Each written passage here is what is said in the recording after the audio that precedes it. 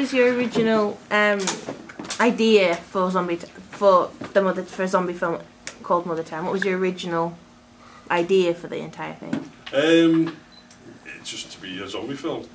Basically, I wanted to do a zombie film. I thought that would generate, you know, good interest in the area, which it has done. So yeah, just thought it'd be a bit of fun. Yeah. Have you actually got a script in your head, or did you just do it as it come along? I sort of had it in my head, yeah. I did like a short mini web series called The Zombie Chronicles, which was just basically messing about, you know. Cheap sort of equipment and that. I did all the makeup for it. And then I thought, well, I want to do something bigger and better.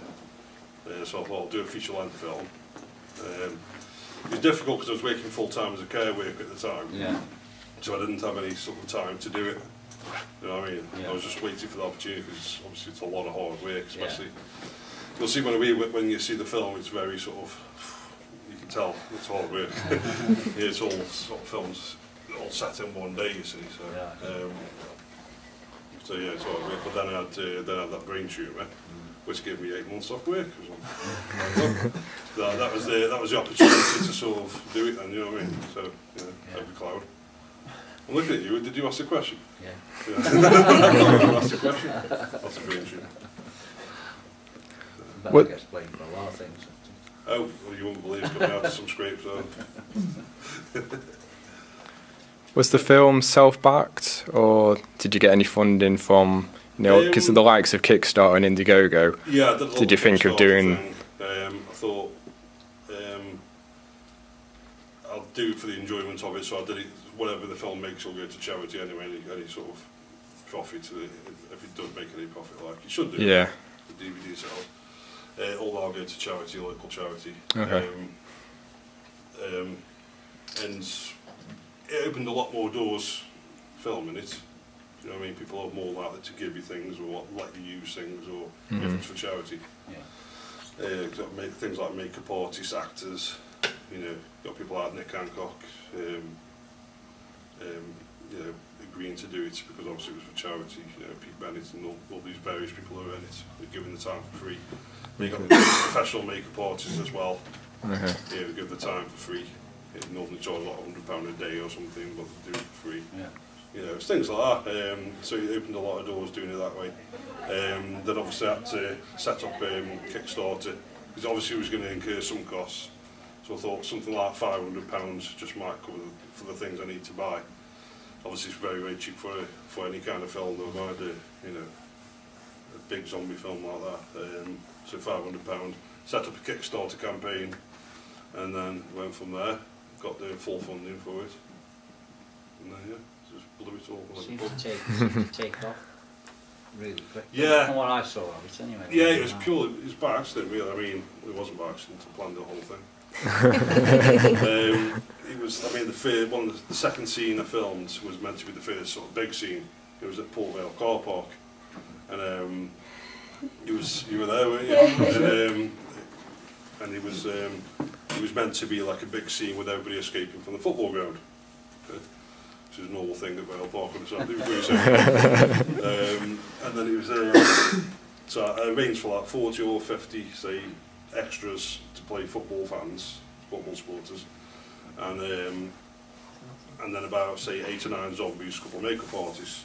I got one person turning up on the day.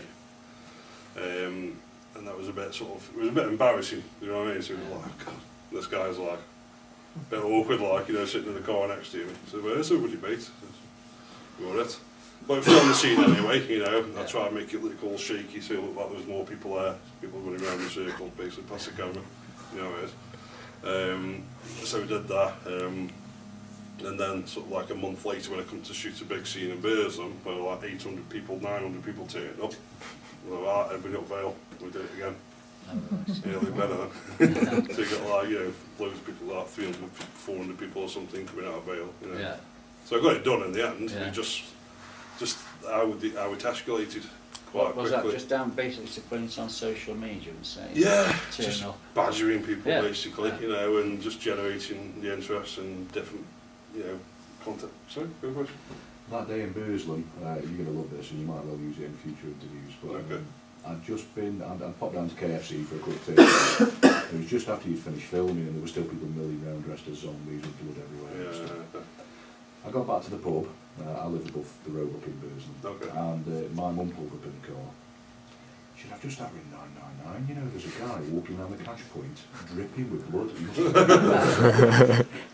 And I was like, no, Mum, that's not real. And she thought I was having her on. She didn't believe that a film had been filmed in town that day. Yeah. So watching a ring 999 back and say she'd made a mistake was absolutely fine. It was fantastic. But there was still people milling around, and the guy didn't look realistic because he walked past a little bit later and she went, "That's him." So testament for the people. Yeah, he really did a fantastic job. He did, yeah. Did you have to inform the police or anything like that then? Yeah, that's the thing. It was I called down in the week a couple of days before, because I know they can be quite funny about things like that, as you know. So I thought I better call down. So I called down Burslem, but it was unmanned at the time. It was just a little thing on the wall. So I was speaking through it for ages, like there's no response.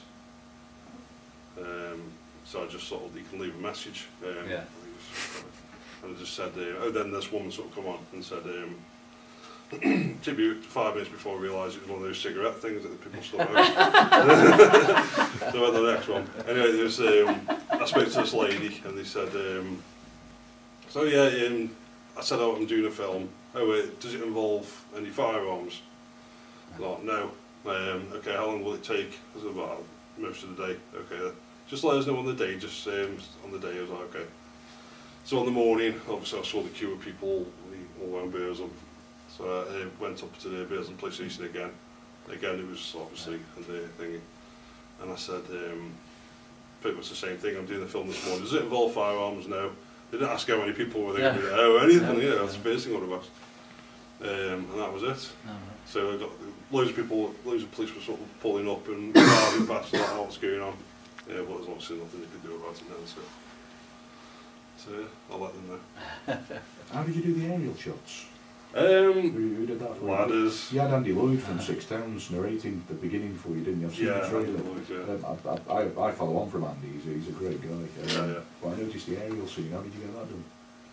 Which one? There's a few. Oh, on the trailer, you'll see. Yeah, on the trailer, there's it must be from a helicopter or something. Who did that for you? I can't remember how it happened now. I think there's a guy messaged me, a guy named Terry Love. Terry Love, what a name.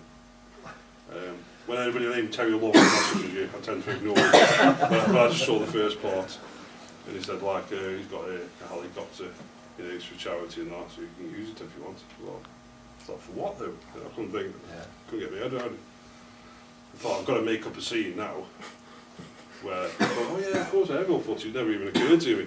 Aerial footage definitely, so I attached like a GoPro camera to the bottom of the thingy, well self-taped up, and then got somebody in a helicopter and basically filmed the whole all around Stoke Con, Trent, Mountcop, all everywhere pretty much. You'll always do twice for free, so it's all good. And if there's anything else you want, like because he's a stunt driver as well, helicopter. I was like, yes! So there's nothing in the script, but there will be. Give me an hour. So I went away like thought of a little scene. It's sort of like a cutaway shot with two soldiers. And there's a scene where two soldiers missed their sort of helicopter to take him away. Originally it was just going to fly off.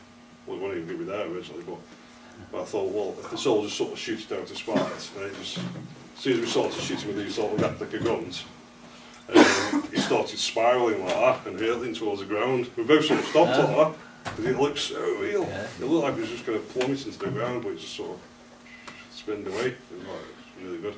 So obviously on the film, you'll just see it sort of spiral a bit with smoke and then explode. So. And what was your role in the film? I played a guy called Stephen who was about 33 when he was about 30s, who lives with his religious mother and he has Tourette's. So, first scene I had to shoot was in a church and I had the most swearing in that as well, so yeah, I'm going to hell now.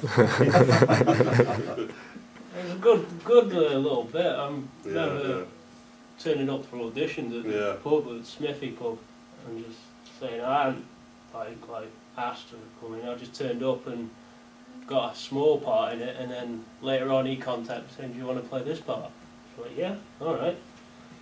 So yeah, we had a lot of people sort of dropping out, either dropping out or because the people giving the time for free, you can't expect them, you know, sacrifice all this time for nothing. So people dropped out. So I ended up playing about 5 parts in the film. I pop up all over the place. So that's because of people sort of either not turning up or people get paid away. That's fine, you know. That's pretty much the way it was, wasn't it? That's how you got involved, wasn't it? So yeah, it worked out well though. What was your favourite film to do, and what was your favourite film to part of the film to actually film? Which bit did you enjoy the most? I think the church was really good because we had the guy, the pastor, the vicar there as well. He was sort of playing extra in the background. Where was it? How much church was it? Which church? Smallthorne Church. St Saviour's. Saints, yeah, that's what it rings about, yeah. That's Richard Griggs. Yeah, I think it's changed now though. Yeah, he's just left. Yeah. But yeah, you got involved as well. Like it was a tough one actually, the whole church situation. Because with the theme sort of zombies, Yeah. I got a lot of sort of messages off basically the religious people thinking it was like evil. It's not actually, it's a virus, you know, it's nothing to do with what they might think it is, you know. And they were threatening to pick it, the film. Yeah. I was like, yeah, do it, yeah, it'll be good. It didn't do what Life of Brian did well from it, so Yeah, that's true, yeah. And it's certainly not, it's not having a dig at the whole film, it's sort of very, what's the word? Because there's like a Muslim zombie scene as well. Yeah. It's representing everything. It's representing every sort of Stoke Con, Trent. You know what I mean? Yeah. And it's not because it's not picking fun at anybody. It's just picking out, just pointing out little sort of cultural references. Yeah, the Muslim is cut now from the film because the sound was terrible. Because the sound guy lost some of the files, you see. So, and basically the Muslim zombie scene was I got a friend of mine named Imal. He's Muslim anyway, so he got all this sort of garb, you know. And he attacked you, wasn't he? Yeah. He was like attacked, but all he did was steal his crisps from his pocket. Was it the halal sort of world, you know what I mean? It's quite random, just predator. Yeah, it was, wasn't it? Yeah. And what was your favourite film to be? What favourite part of the film to be in? I like the house scene with when we did it with the priest and the woman who played my mum, Moira. She was a lovely lady, and we had to film a bit where I was meant to play piano, but I don't know how well that came across, but it sounded terrible when I was doing it, so I can't play piano. And I was like, oh, you can join One Direction afterwards if you want.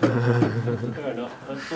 And it was great. The guy who played the priest or the vicar, he kind of looked like Pauline from League of Gentlemen. Just like this really bad wig on. If you've seen the picture from, he really looks terrible. It's great. I got to kill somebody with a crucifix, so that was always fun. Anyone else? When's it expected to come out in cinemas? That was going to be one of mine. Where can we see it? Here, it's going to be here. The main building. I love it. It's going to be on the stage in there. Also, I think it's all about 1,000 people. When's that going to be? Hopefully next month, but that's depending on the sound. I have a lot of sort of sound problems with the film. I'll take it you're doing plenty of promotion for that. I will be, yeah. Once you know, I'll have signs up and everything. Yeah, I'll do all that. It'd be well publicised, yeah, definitely. So I reckon about 500 sort of people maybe get it on the sort of screen downstairs. Are you actually going to sell it after as well? Yeah, that's the idea. I'd sort of sell it on DVD. Yeah. You'll make a lot of money from the main showing anyway, won't you? Yeah, I mean, obviously, we've got to think what various costs involved. Then, obviously, the money from that I'll use to get the DVDs done and the Blu-rays and things like that. That's like a couple of £1,000 apparently, you know, 4,000. So that'll sort of. But anything left over, I'll get. I mean, Rob Blake from Six Downs. He's going to sort out the charity side of things. Yeah, well, a few of them anyway. So yeah. So hopefully to answer the question, I don't know. Very soon, I hope, anyway, very soon. Any other questions, guys? Come on, give me an order. Give me an order. Who's your favourite actor now? Bear in mind, the one sitting there with the one that's sitting around here, so just think a lot of company now. Like, all the different challenges you went through throughout the entire film, was the one that specifically stands out to you that was the hardest obstacle to get over? So many. From day one it was a disaster, you know. It gradually got easier as it went on. I can't really pinpoint any in particular. You know, there's so many challenges and stuff, you know. I set out for it to be a challenge. It's obviously having some kind of life-changing experience. You see, I'm not going to walk across Australia. So I did this, you know what I mean? This is my challenge, so I purposely made it very, very difficult for myself to do. Like a real challenge. I could have copped out and done loads of 4 short stories and put them as a film, like a lot of people seem to do now. I set out to do a really difficult film, you know. I really made it hard for myself, I must admit. You know, so what am I going to do to guarantee I have another brain shoot with this time? You know, a little 8 months off work, yeah, I'll do this.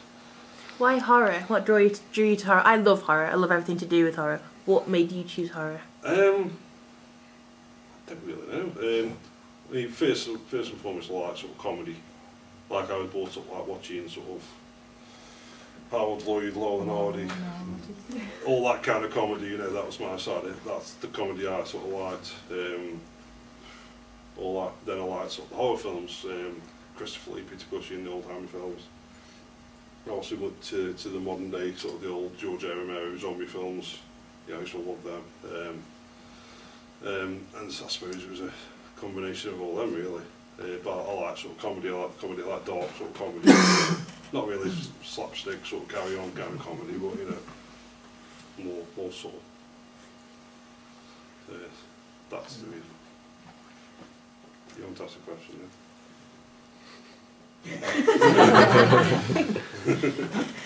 Sits at the front row, Would you like to ask a question? Would I like to ask a question? Will there be a sequel? I don't know, depends how this one does. Can I be in it? Yeah, I'm hoping it sort of does well, you know, locally. Got a lot of interest from, you know, people in America messaging me daily sort of thing, and you know, so we certainly pushed out there quite a lot. You picked a great place to film because Burslem's got some fantastic buildings. You know, the town hall itself is quite a demonic building, as well as being a beautiful building at the same time. Definitely, yeah, it's definitely. I mean, some of the places I filmed, and you know, it's there's loads of like little alleyways and things. And there's some perfect filming opportunities. Yeah, that's why I sort of chose Burslem and Mothertown in general. Do you know what I mean? Because it's sort of not far from where I grew up, and you know, Burslem sort of. Well, I know, you know, I know it a lot at the back of my hand. Like I say, there's a lot of nice buildings. I filmed in the town hall, but you hadn't seen actually outside the town hall. It was a good day. Yeah, it was difficult to get, you know, because the council was sort of a bit, you know, pecky about the whole thing, and you know, don't want to be showing Burslem in a bad light. What? Not a couple black. You know, but gotta love the council for that. I know. Yeah, they were not very supportive to say. That Meadowpool pottery looked at, or atmospheric. Yeah, they were really good actually. Yeah. Meadowpool pottery, the lady, can't remember her name. They were really, really good. Very helpful. Yeah. You know, I filmed two days down there. One we had like 400, I think, extras. Filming down there. The next day it was about 200, I think, the following week. So 2 weeks in a row, you know, we took pretty much to go over the whole building, you know. But yeah, it was really cool. We got the helicopter fly over it as well to give that extra. You made use of the helicopter while you had it. Sorry? You made use of the helicopter while you had it. Oh yes, definitely. Yeah, that was really good. Did you have fun sticking Steve in a Port Vale car? Yeah, it was really good actually. Yeah. Stephen's actually a Stoke City fan. Yeah. Yeah. That's why he's dressed the way he is. So I've got a lot of stick for that. I've got a lot of stick for the top. So yeah, he enjoyed wearing his belt top, that's it. Yeah. The crowder's punch with his little top on. Yeah. There's quite a few embarrassing moments that you've got. I think it's just Oh, yeah, yeah, fun yeah. that you've thrown in the deep end, but yeah. Yeah, the pub scene. The pub scene, which Yeah. was Yeah. the most interesting one of Yeah. all that I've seen. Actually, going back to the challenge, the hardest challenge, I think the pub scene, because I was using a cameraman, I won't mention his name, but I was using a cameraman at the time, and he was not very good. So a lot of the shots were like out of focus, so that's really had to, you know, be economical with the shots on that one when it comes to cutting, you know, really sort of. I'd do it again if I could, that scene, but it's there now, so. Well, yeah. So yes. Anyone else? Are you planning on doing another film? Yeah, definitely. I'm doing one next week. It's like a short film, it's like a short horror haunted house kind of film.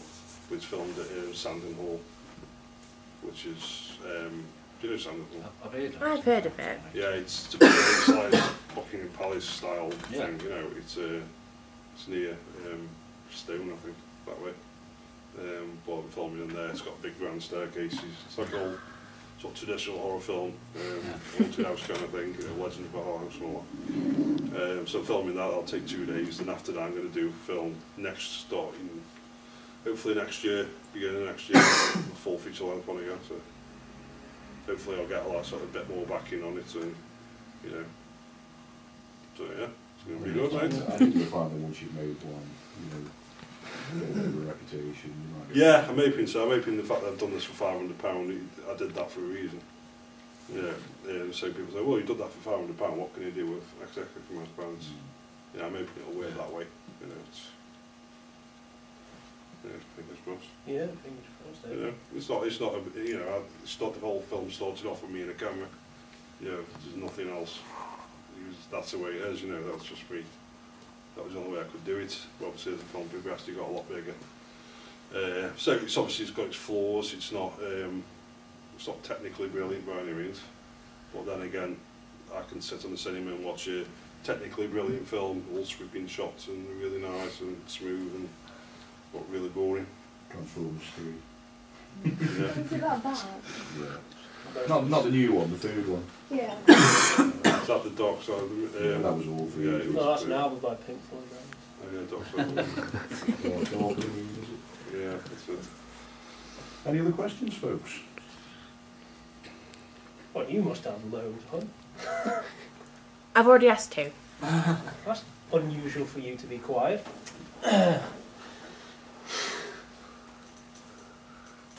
No more. Okay, we'll leave it there then, guys. Yeah. Thank you very much for your time. Yeah, thank you all for coming. Yeah, thanks.